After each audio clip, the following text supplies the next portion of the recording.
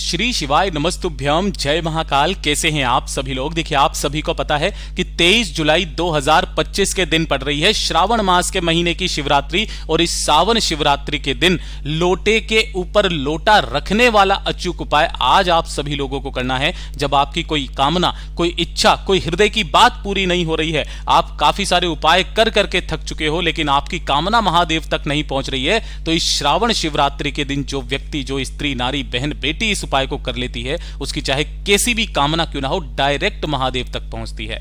गुरुदेव की कथा से सुन करके और समझ करके पूरे उपाय को बहुत आसान भाषा में आप सभी लोगों को बताऊंगा। परंतु उससे पहले आप सबसे बस एक छोटी सी प्रार्थना, जो लोग पहली बार आए हैं ना, चैनल को सब्सक्राइब जरूर करेंगे और वीडियो को लाइक करके महादेव का कोई सा भी प्यारा नाम कमेंट बॉक्स में लिखना नहीं भूलेंगे। इस वाले उपाय को करने के लिए श्रावण शिवरात्रि को चाहे प्रदोष काल में, चाहे रात्रि में, जिस समय पर भी आप कर सको उस समय पर कीजिएगा।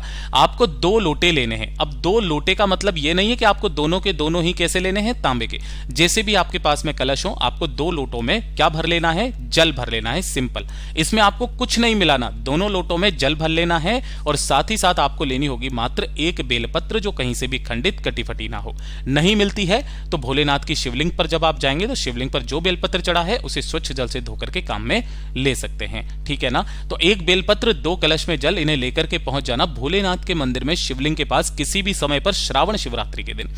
यहां पर आपको शिवलिंग के पीछे की तरफ आसन लगा करके बैठ जाना है, जिससे आपका मुख उत्तर दिशा की तरफ में हो जाएगा। सबसे पहले आपको जो शिवलिंग का पूजन पाठ अर्चन जैसे आप हमेशा करते हो, पहले वो कर देना। और वो करने के पश्चात सबसे पहले जो आपने एक बेलपत्र लिया है, इस एक बेलपत्र को माता रानी के हस्त कमल पर स्पर्श कराकर, सबसे पहले आपको यहां पर ही स्पर्श कराते हुए अपना नाम बोलना है, गोत्र बोलना है, और जो आपकी कामना है उस कामना को कहकर इस बेलपत्र को उठाकर कहां पर समर्पित करना है? भोलेनाथ की शिवलिंग पर ऐसे समर्पित करना कि डंडी जलाधारी के तरफ में हो और बीच वाली पत्ती का भाग आपकी तरफ में हो। इस तरीके से समर्पित कर देना। और जो 2 लोटे कलश आपने लिए हैं, उन दोनों लोटे कलश को अपने दाहिने हाथ में इस तरीके से आपको रखना है, पहला लोटा, और उसी के ऊपर आपको रखना होगा दूसरा लोटा। इस तरीके से रख करके आपको इसी लोटे को शिवलिंग पर से 7 बार घुमाकर, घड़ी की सुई की दिशा में 7 बार आपको घुमा लेना है। और घुमा करके एक हाथ में एक लोटे को पकड़ना और दोनों हाथों